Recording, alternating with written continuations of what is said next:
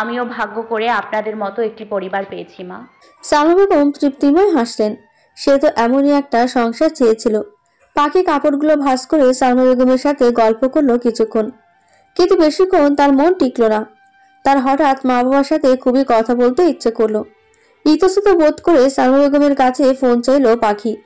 সালমা বেগম পাখিকে ফোন দিতেই পাখি পিয়াস রহমানের ফোনে ফোন লাগালেন। রত্না বেগম ফোন রিসিভ করলেন। পাখি প্রথমে সালাম দিল।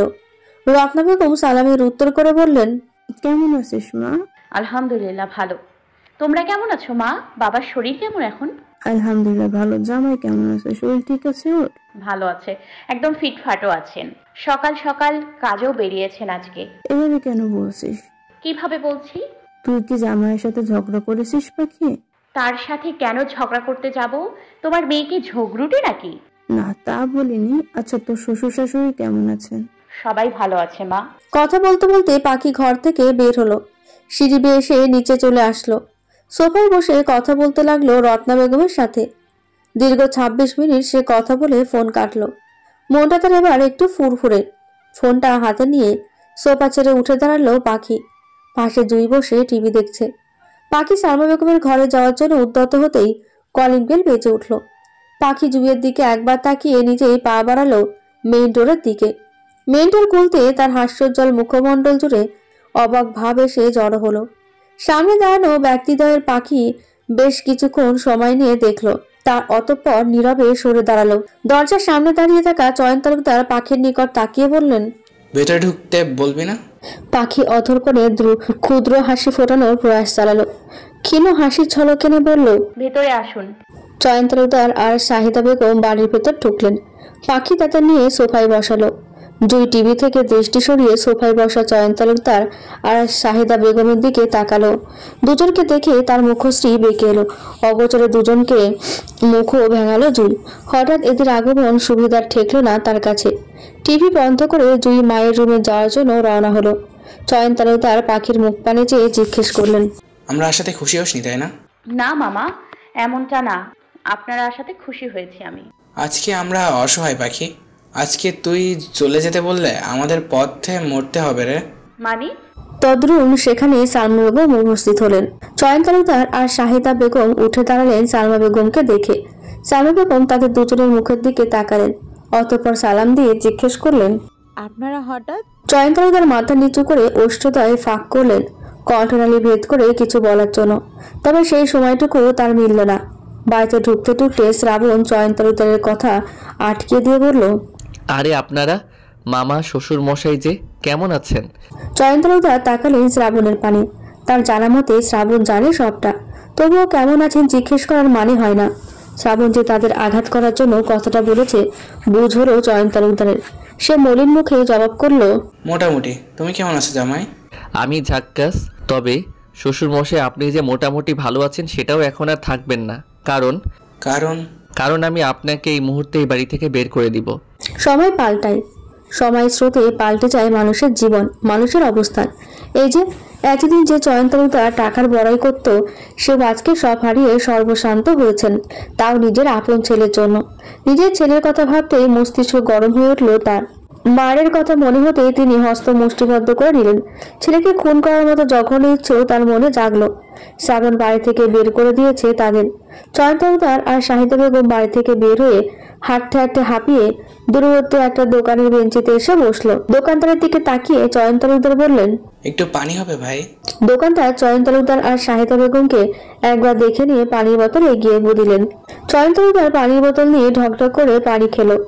অর্ধেকটা বোতল খালি করতে শাহিদা বেগম বলে উঠলেন, আমাকেও একটু দাও, খিদে পেটটা আমার চোচো করছে। চয়ন তালুকদার দিলেন না পানির বোতল।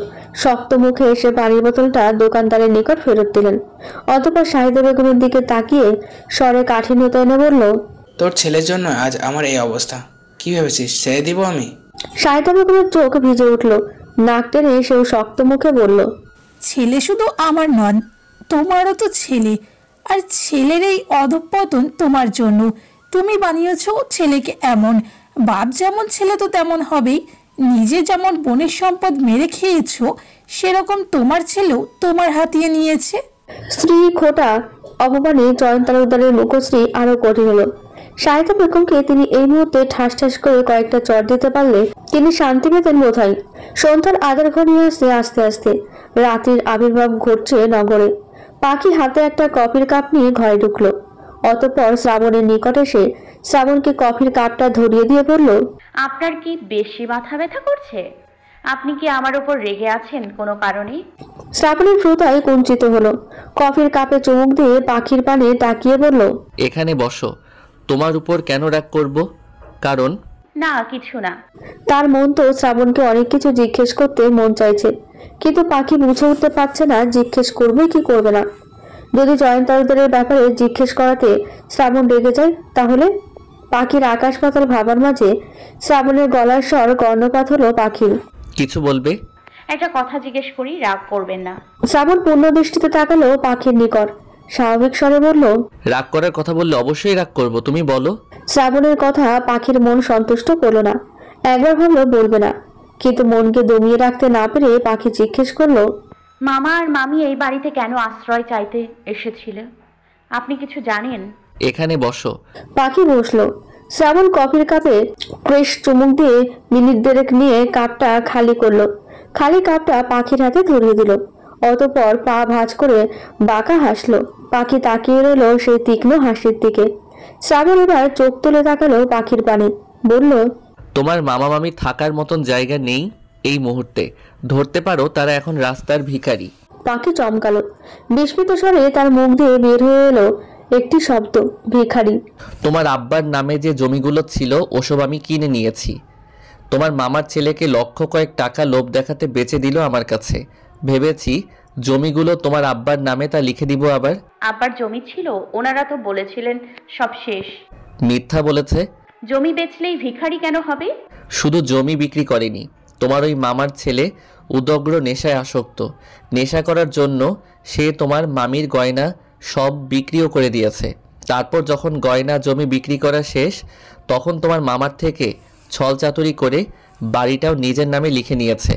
তোমার মামা যখন এসব জানেন তার ছেলেকে মারতে যান, কিন্তু উল্টো তিনি নিজের ছেলের হাতে মায়ের খেয়ে এই বাড়িতে এসেছিলেন। সেলিম খারাপ ছেলে এটা সম্পর্কে পাখি জ্ঞাত ছিল, কিন্তু নিজের বাপকে এভাবে মেরে বের করে দিয়েছে এতটাও খারাপ ভাবেনি সেলিমকে। পাখির আশাপথ দিয়ে দীর্ঘশ্বাস নির্গত হলো। এমনটা বোধহয় হওয়ারই ছিল। পাখি আরো কিছু হয়তো বলতে চাইলো, তবে শ্রাবণ বাধা দিল। কপালে হাত রেখে বলল, মাথা ব্যথাটা বাড়ছে বউ পাখি, কালকে আর প্রশ্ন করো না। পাখি শ্রাবণের মলিন মুখখানার দিকে তাকালো। হাত থেকে কাপটি টেবিলে রেখে পাখি শ্রাবণের কাছে এসে বসলো। দ্বিধা দ্বন্দ্ব ছাড়াই শ্রাবণের মাথাটা নিজের কোলের ওপর নিল।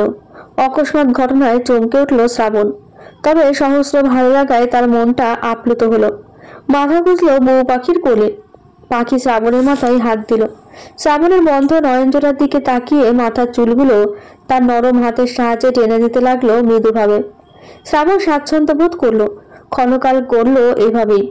শ্রাবণ ঘুমিয়েছে ভেবে পাখির চুল টানা বন্ধ করে মাথায় হাত বুলাতে লাগলো। ঢিমা তন্দ্রান্ত শ্রাবণের ভ্রু কুঞ্চিত হলো।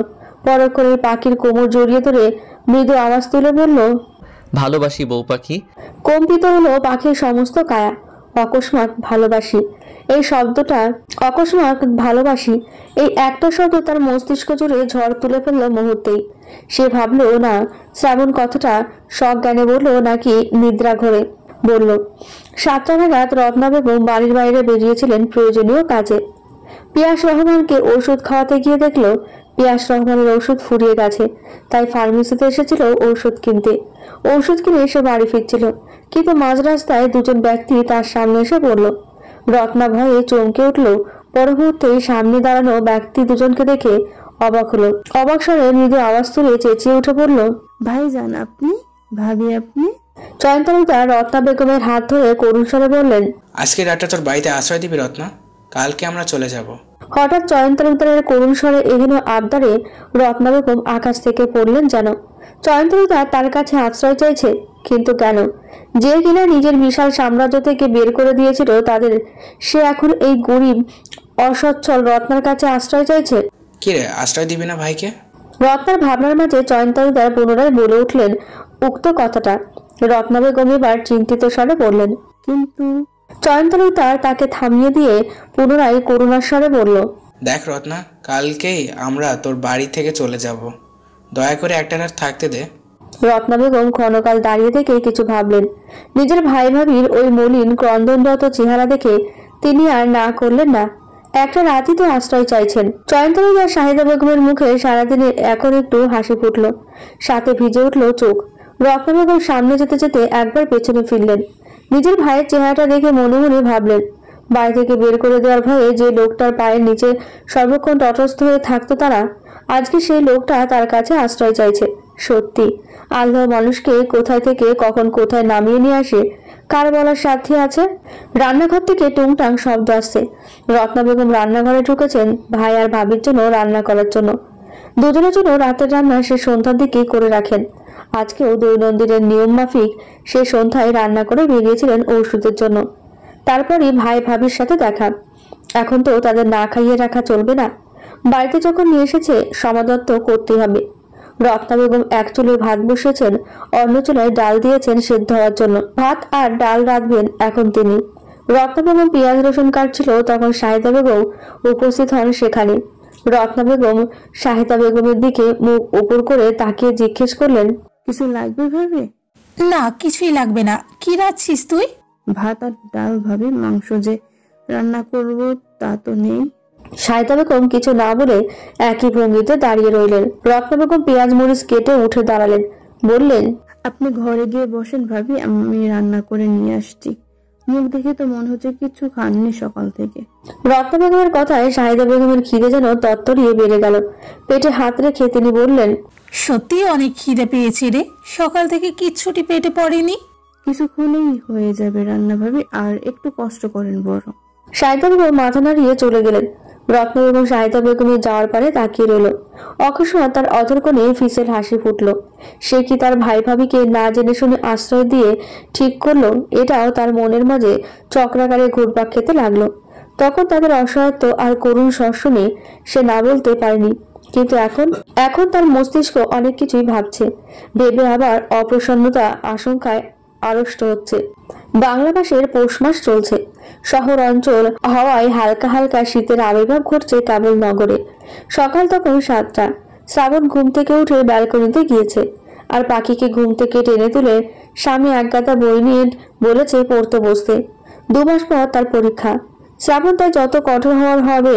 তার বউ পাখির যে ছোট্টবেলা থেকে যে স্বপ্নগুলো দেখেছে সেগুলো তো স্বামী হিসেবে শ্রাবণের দায়িত্ব নিয়ে পূরণ করে দেওয়া উচিত। সেরকম পাখির এই দায়িত্বটাও সে পালন করবে।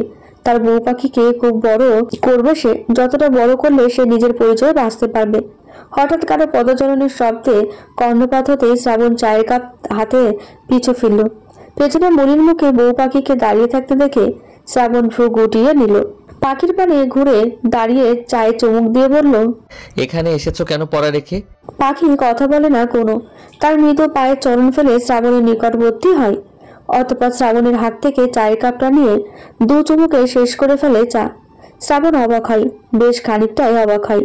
এই 3 দিন ধরে অবাক হয়ে আসছে বউ পাখির এক একটা কাণ্ডে। 3 দিন ধরে পাখির মধ্যে বেশ কিছু পরিবর্তন লক্ষ্য করেছে শ্রাবণ। তবে আপাতত সেই সব নিয়ে এত ঘাটল না। হেসে বলল, এখানে কেন? মায়ের কাছে যাব, নিয়ে যাবেন? আব্বাকে প্রচন্ড দেখতে ইচ্ছে করছে, সপ্তাহখানেক হলেও যাই না। আজকেই যাবে? আচ্ছা। বাইরের দিকে তাকালো শ্রাবণ। মৃদুমন্দ কুয়াশার স্মৃতির দেখা মিলল। ভ্রু কুচকে নিল শ্রাবণ। এই তো সপ্তাহখানেক আগেও কি প্রচন্ড গরম সারা শহর জুড়ে। হঠাৎ কেমন শীতল হয়ে উঠল চারপাশ। গরমের অস্তিত্বকে ধামাচাপা দিয়ে শীত যেন তার আগমনী বার্তা দিতে শুরু করে দিয়েছে নগরে। শ্রাবণ বাইরে থেকে দৃষ্টি ফিরিয়ে পাশ ফিরে তাকালো। পাখিকে এক চিত্তে তার দিকে তাকিয়ে থাকতে দেখে শ্রাবণ ভ্রু নাচালো। পাখির নিকট একটু ঘেঁষে দুষ্টু এসে জিজ্ঞেস করলো, কি দেখছো বউ পাখি? পাখি স্তম্ভিত ফিরল, তবু সে চোখ সরালো না। হুট করে শ্রাবণকে আকাশ সম চমকে দিয়ে শ্রাবণকে জড়িয়ে ধরে বলল, ধন্যবাদ আপনাকে আমার জীবনে আসার জন্য, আমাকে সুখ নামক শব্দটার সাথে পরিচয় করিয়ে দেওয়ার জন্য। জানেন, সুখ বলতে আমি আগে কিছুই বুঝতাম না। ভাবতাম পৃথিবীতে বোধহয় দুঃখই সব, দুঃখই আপন। সুখ নিছকেই একটা শব্দ মাত্র, কিন্তু আপনি আমায় সুখের সাথে পরিচয় করিয়েছেন। জানেন, আজকে দুঃখতে বিদ্রুপ করে বলতে ইচ্ছে করছে, দুঃখ দেখো আমি আজ সুখী, তোমার অবসান ঘটিয়ে সুখ আজ আমার নিকটে। খুব সন্নিকটে। আজকে আমি সুখী। দুঃখ, দেখো আজকে আমি সুখী। তুমি আজ আমার অনেক দূরে, বহু দূরে।